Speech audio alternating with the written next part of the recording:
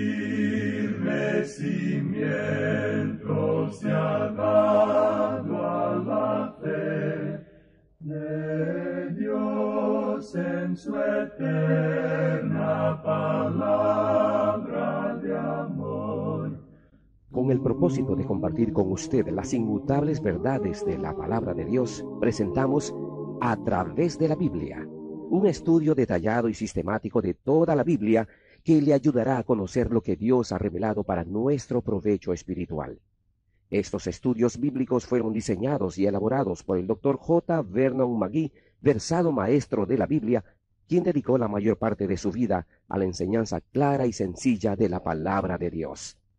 Acompáñenos, pues, mientras avanzamos en nuestro recorrido a través de la Biblia. Cuán firme cimiento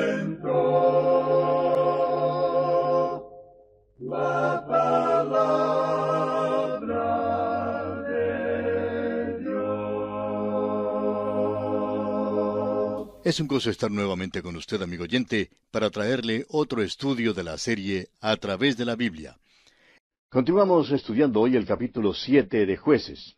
Y en nuestro programa anterior estábamos hablando de la reducción que Dios había hecho del ejército de Gedeón de 10,000 a 300 hombres. Y decíamos que encontramos aquí una de las mejores lecciones con respecto a la predestinación y al libre albedrío. Y señalamos el hecho de que es Dios quien elige, pero que Él deja que uno mismo haga la selección. Dijimos también que podemos discutir acerca de la predestinación y el libre albedrío todo lo que queramos, pero no podemos lograr que funcione sentándonos y discutiéndolo. Esto funciona y es en la vida, amigo oyente. Cada uno de los 10,000 hombres en el ejército de Gedeón ejerció su libre albedrío, su propia libre voluntad.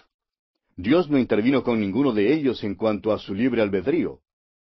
Hoy en día, mediante su Hijo Jesucristo, Dios le ofrece a usted, amigo oyente, el don gratuito de la salvación.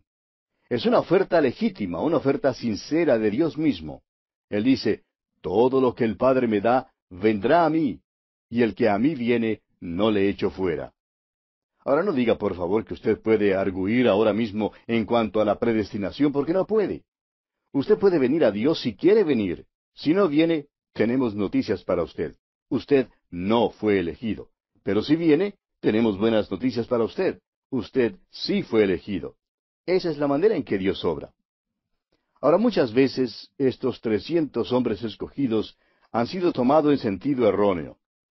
Mucha gente en las iglesias cree que porque son pocos en número, ya se comparan con la banda de Gedeón. Y la verdad es que muchas veces no son más que un montón de santos, muertos, cargados de pereza y desaliento, que no se comparan en ninguna manera con la banda de Gedeón.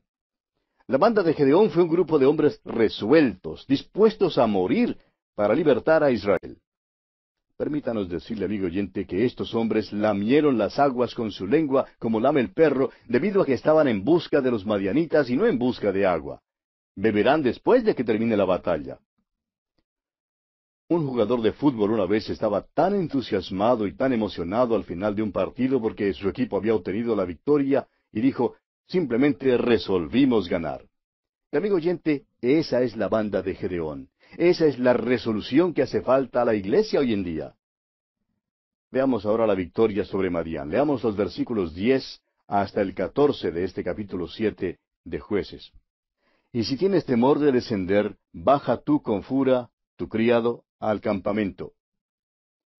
Y oirás lo que hablan, y entonces tus manos se esforzarán, y descenderás al campamento. Y él descendió con Fura su criado, hasta los puestos avanzados de la gente armada que estaba en el campamento. Y los madianitas, los amalecitas y los hijos del oriente estaban tendidos en el valle como langostas en multitud, y sus camellos eran innumerables como la arena que está a la ribera del mar en multitud. Cuando llegó Gedeón, he aquí que un hombre estaba contando a su compañero un sueño, diciendo, He aquí yo soñé un sueño. Veía un pan de cebada que rodaba hasta el campamento de Madián. Y llegó a la tienda, y la golpeó de tal manera que cayó, y la trastornó de arriba abajo, y la tienda cayó. Y su compañero respondió y dijo, Esto no es otra cosa sino la espada de Gedeón, hijo de Joás, varón de Israel. Dios ha entregado en sus manos a los madianitas con todo el campamento. Esta es la lección final de Gedeón antes de salir a la batalla. Fue al borde del campamento y escuchó escondido mientras dos soldados hablaban. Ellos francamente creían que Dios iba a entregar a los madianitas en manos de Gedeón y su ejército. Y Dios permitió a Gedeón escuchar su conversación, a fin de que fuera fortalecido antes de la batalla. Continuamos leyendo ahora los versículos 16 al 22 de este capítulo 7 de Jueces. Y repartiendo los 300 hombres en 3 escuadrones, dio a todos ellos trompetas en sus manos y cántaros vacíos con teas ardiendo dentro de los cántaros. Y les dijo, miradme a mí y haced como hago yo. He aquí que cuando yo llegue al extremo del campamento, haréis vosotros como hago yo. Yo tocaré la trompeta y todos los que están conmigo, y vosotros tocaréis entonces las trompetas alrededor de todo el campamento, y diréis, por Jehová y por Gedeón. Llegaron pues Gedeón y los 100 hombres que llevaba consigo al extremo del campamento, al principio de la guardia de la medianoche, cuando acababan de renovar los centinelas, y tocaron las trompetas y quebraron los cántaros que llevaban en sus manos. Y los 3 escuadrones tocaron las trompetas, y quebrando los cántaros tomaron en la mano izquierda las teas, y en la derecha las trompetas con que tocaban, y gritaron, por la espada de Jehová y de Gedeón. Y se estuvieron firmes cada uno en su puesto en derredor del campamento. Entonces todo el ejército echó a correr dando gritos y huyendo. Y los 300 tocaban las trompetas, y Jehová puso la espada de cada uno contra su compañero en todo el campamento. Y el ejército huyó hasta Betzita, en dirección de Serera, y hasta la frontera de Abel Meola, en Tabat. Este es el relato que tenemos acerca de la estrategia de Gedeón. Dividió a sus 300 hombres en 3 grupos, y se les da 3 cosas: cántaros, antorchas y trompetas. Note usted que las antorchas están metidas dentro de los cántaros, a fin de que la luz no se vea, y las toman en la mano izquierda y en la derecha las trompetas. Cuando salieron a la batalla, su grito debía ser, por la espada de Jehová y de Gedeón. Ahora, lo interesante es que Gedeón no llevaba ninguna espada. Tampoco la llevaba ninguno de sus 300 hombres. Es que estaban bajo el poder de los madianitas, y los madianitas no les permitían tener ninguna armería. Guardaban las armas y las espadas para ellos mismos. Por tanto, la estrategia de Gedeón empleó sus cántaros, unas lámparas y unas trompetas. Como ya hemos dicho, los madianitas y los amalecitas eran de las tribus nómadas del desierto. Habían invadido la tierra de Israel y se aprovechaban de sus siembras y sus víveres. Tenían una organización muy relajada. Andaban por el desierto como nómadas desorganizados y no tenían ningún ejército organizado. Habían apostado una pequeña guardia alrededor del campamento, pero la mayor parte del pueblo estaba dormida acá y allá. No esperaban ser atacados de noche. En primer lugar, es difícil ver de noche. Por tanto, Gedeón apostó a sus 300 hombres en 3 cuerpos alrededor del campamento. En un momento determinado, tocaron sus trompetas y quebraron los cántaros para que la luz resplandeciera. Cada trompeta representaba el hecho de que probablemente estuvieran presentes algunos centenares del enemigo. Ahora imagínese usted a los madianitas despertándose de un sueño profundo. Lo primero que hicieron fue revolver sus espadas en todas las direcciones. Los israelitas no tenían espadas. Los madianitas se atacaron el uno al otro. Y todo eso resultó en un alboroto grande. Los madianitas pronto huyeron por los montes al bosque y salieron de aquella región. Esto dio a Gedeón y a los israelitas una victoria grande. Hay algunas maravillosas lecciones espirituales en esta narración, amigo oyente. En primer lugar, quisiéramos volver a este asunto del rocío en el vellón. Necesitamos hoy en día una obra de embellecimiento interior en nuestras vidas, lo cual solo Dios puede hacer. Necesitamos pedirle que envíe rocío sobre nuestras vidas infructuosas. En el libro del profeta Oseas, capítulo 14 y versículo 5, Dios dice, «Yo seré a Israel como rocío, él florecerá como lirio y extenderá sus raíces como el Líbano». Y Dios habla muchas veces en cuanto a este tema. Allá en Deuteronomio 33:13 dijo a José, «Bendito de Jehová sea tu tierra con lo mejor de los cielos, con el rocío y con el abismo que está abajo». Y en Proverbios capítulo 19, versículo 12 leemos, como rugido de cachorro de león es la ira del rey, y su favor como el rocío sobre la hierba. También en el capítulo 3 de Proverbios, versículo 20 dice, con su ciencia los abismos fueron divididos, y destilan rocío los cielos. Y en el Salmo 133, versículos 1 al 3, Dios dice, mirad cuán bueno y cuán delicioso es habitar los hermanos juntos en armonía. Es como el buen óleo sobre la cabeza, el cual desciende sobre la barba de Aarón, y baja hasta el borde de sus vestiduras. Como el rocío de Hermón, que desciende sobre los montes de Sión, porque envía allí Jehová bendición y vida eterna. Dios ha bendecido de esta manera. Necesitamos este toque fresco. Lo necesitamos como el rocío que desciende por la mañana sobre el capullo de rosa y la hierba. Necesitamos un toque delicado.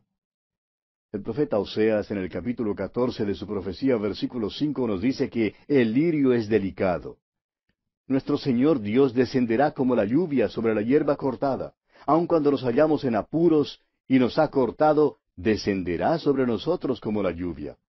Nuestro Señor lloró sobre Jerusalén, pero ¿lloramos nosotros hoy en día por el pecador?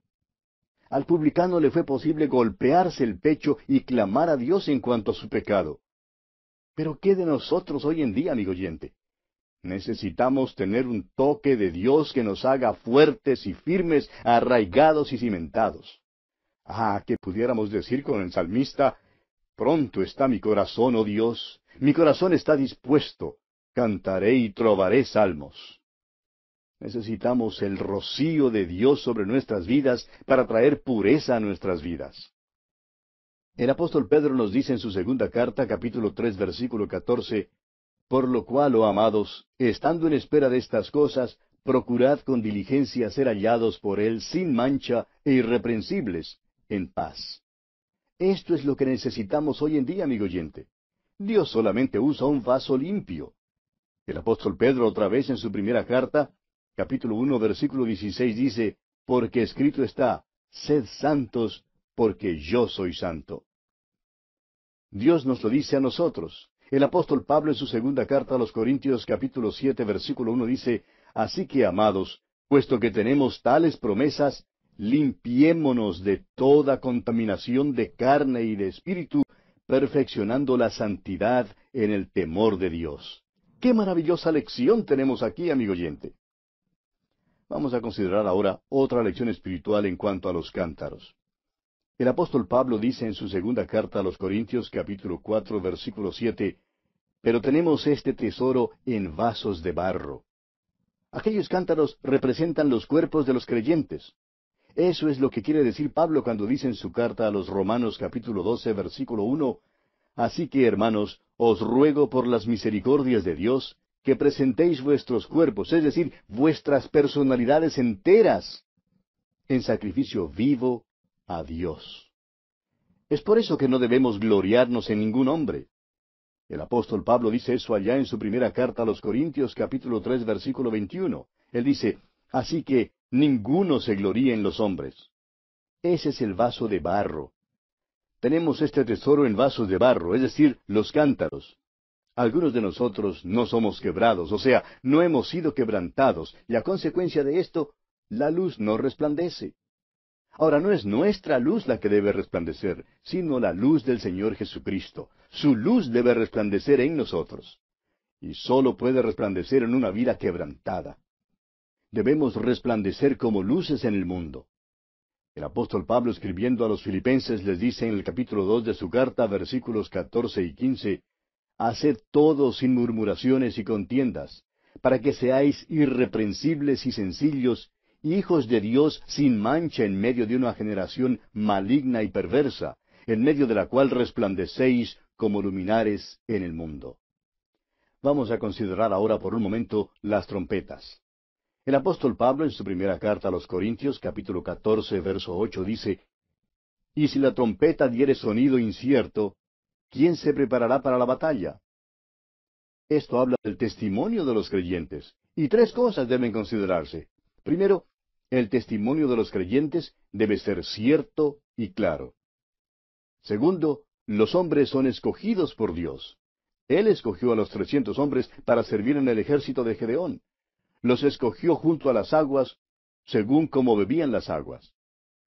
Y en tercer lugar, el creyente tiene que ser quebrantado a fin de que la luz resplandezca, así como los cántaros tuvieron que ser quebrados. Debe haber una dedicación de mente y de corazón si hemos de hacer la cosa que Dios quiere que hagamos. Amigo oyente, alguien lo ha expresado de la manera siguiente: a Dios le es posible reparar el corazón partido si se le da todas las piezas. Si usted, amigo oyente, está dispuesto a ser quebrantado por Él, permítanos decirle que Él puede repararle de la manera que Él quiere que usted sea reparado. Permítanos añadir aquí que Dios solo usa los vasos limpios. Si usted estuviera muriendo de sed en un desierto y llegara a un oasis o a un pozo y encontrara allí dos vasos, un bello vaso de oro, pero muy sucio, y un viejo vaso de barro quebrado, pero bien limpio y brillante ante el sol, ¿de cuál de los dos bebería usted?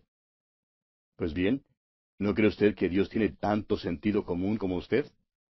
A Dios le gustaría darle un toque de pureza en su vida, en esta misma generación en la cual vivimos. Necesitamos ser reparados cual cántaro que ha sido quebrado, y necesitamos el toque de Dios en nuestras vidas. El apóstol Pablo dice en su primera carta a los Corintios, capítulo 15, versículo 58, «Estad firmes y constantes, creciendo en la obra del Señor siempre, sabiendo que vuestro trabajo en el Señor no es en vano». El apóstol Pedro en su segunda carta, capítulo 3, versículo 14, dice, «Por lo cual, oh amados, estando en espera de estas cosas, procurad con diligencia ser hallados por Él sin mancha e irreprensibles, en paz». Hoy en día es necesario que el rocío descienda sobre nuestras vidas, trayendo un toque de alegría en la comunión de Cristo. Eso solamente se puede lograr siendo llenos del Espíritu Santo. Aún al final de su ministerio, el apóstol Pablo podía decir que su aspiración todavía era la que había sido en el principio. Y escribiendo a los Filipenses capítulo 3 versículo 10 dice, a fin de conocerle y la participación de sus padecimientos. Amigo oyente, necesitamos aquel toque hoy en día, el toque del regocijo en la comunión con Cristo. ¿Habrá una respuesta en su corazón hoy en día a estas cosas, amigo oyente? Necesitamos ser claros y limpios en nuestro vivir. ¿Qué mensaje espiritual se encuentra en esta historia de Gedeón? Era cobarde, es verdad, pero Dios lo usó. Dios escoge lo débil de este mundo. Y esto me da mucho ánimo a mí, amigo oyente, y espero que también le sirva de ánimo a usted. Y llegamos ahora al capítulo 8 de Jueces. En este capítulo, Gedeón apacigua a los de la tribu de Efraín. Seba y Salmuna son tomados. Sucot y Peniel son destruidas. Gedeón se venga de la muerte de sus hermanos. Rehúsa también aceptar un puesto en el gobierno. Madián es subyugado. Y tenemos también la muerte de Gedeón y la idolatría de los israelitas. Este capítulo es una continuación de la historia de Gedeón como juez. Encontramos aquí los eventos que acontecieron después de la liberación admirable que Dios dio a Gedeón del poder de los madianitas. Los israelitas son libertados nuevamente y a consecuencia de esto prosperan. Seba y Salmuna, reyes madianitas, han sido perseguidos y muertos. Los israelitas son bendecidos por primera vez desde hace mucho tiempo y están tan agradecidos a Gedeón por todo lo que él ha hecho que quieren que él reine sobre ellos, como dice el versículo 22 de este capítulo 8 de Jueces. Leamos.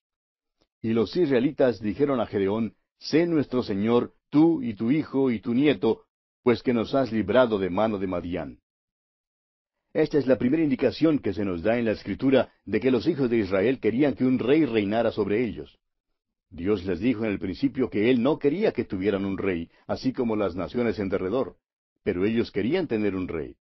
Debido a que Gedeón les había libertado de la servidumbre, ellos querían que él aceptara el puesto de rey. Al parecer, Gedeón es el primero a quien ofrecieron este alto oficio, pero él lo rehusó.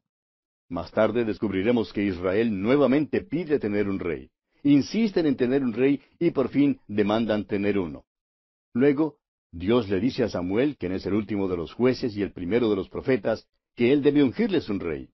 Entonces Dios le dijo a Samuel que Israel no le había rechazado a él, sino a Dios mismo. Dios quería reinar sobre ellos. En este incidente fue Dios quien usó a Gedeón tan admirablemente. Sin embargo, fue a Gedeón y no Dios, a quien los israelitas pidieron que reinara sobre ellos. No tan solo querían que reinara Gedeón, sino también su hijo y el hijo de su hijo. Esto significaba que deseaban tener un rey así como las naciones alrededor de ellos. Y el versículo 23 de este capítulo 8 de Jueces dice, Mas Gedeón respondió, No seré señor sobre vosotros, ni mi hijo os señoreará. Jehová señoreará sobre vosotros. Gedeón ciertamente había aprendido una lección, eso es indiscutible. Este joven que sacudía el trigo por allá abajo en el lagar, reconoció que era cobarde. Sabía que era Dios quien le había dado la victoria. Sabía que no tenía ninguna fuerza en él mismo para ganar la batalla. Pero se dio cuenta de que Dios le había levantado con este fin. Gedeón en verdad era un hombre admirable. Se menciona en el libro de Hebreos capítulo 11, donde se nombran los héroes de la fe. El hecho es que Gedeón es el primero en la lista de los jueces. También se antepone a David en la lista. Dice el escritor a los Hebreos en el capítulo 11, versículos 32 al 34, ¿Y qué más digo? Porque el tiempo me faltaría contando de Gedeón, de Barak, de Sansón, de Jefté, de David, así como de Samuel y de los profetas, que por fe conquistaron reinos, hicieron justicia, alcanzaron promesas, taparon bocas de leones, apagaron fuegos impetuosos, evitaron filo de espada, sacaron fuerzas de debilidad, se hicieron fuertes en batallas, pusieron en fuga a ejércitos extranjeros. Puede ser que Gedeón figura antes de David en la lista debido a que viene cronológicamente antes de David. La explicación que el escritor a los Hebreos da es que el tiempo le faltaría para contar todo en cuanto a estos hombres y quería contar de Gedeón. Dios levantó a Gedeón para hacer una tarea extraordinaria. El libro de los Jueces cuenta lo que pasó. Nos enseña que cada hombre y mujer que Dios usa tiene que ser usado según las condiciones de Dios. Y Él escoge lo débil de este mundo. Ojalá que pudiéramos terminar aquí la historia de Gedeón, pero no nos es posible. Su vida tiene una mancha negra. Y fue lo que más tarde causó tragedia. Parece que la mayoría de los jueces tenían alguna debilidad notoria y en la mayoría de los casos Dios usó esa debilidad. Para la debilidad de Gedeón, o digamos mejor, una de las debilidades de Gedeón, fue el hecho de ser cobarde. Pero Gedeón tenía otra debilidad. Lamentablemente, como dice el escritor a los Hebreos, nos falta el tiempo para entrar en detalle en esta otra debilidad de Gedeón. Así es que tenemos que dejarla para nuestro próximo programa.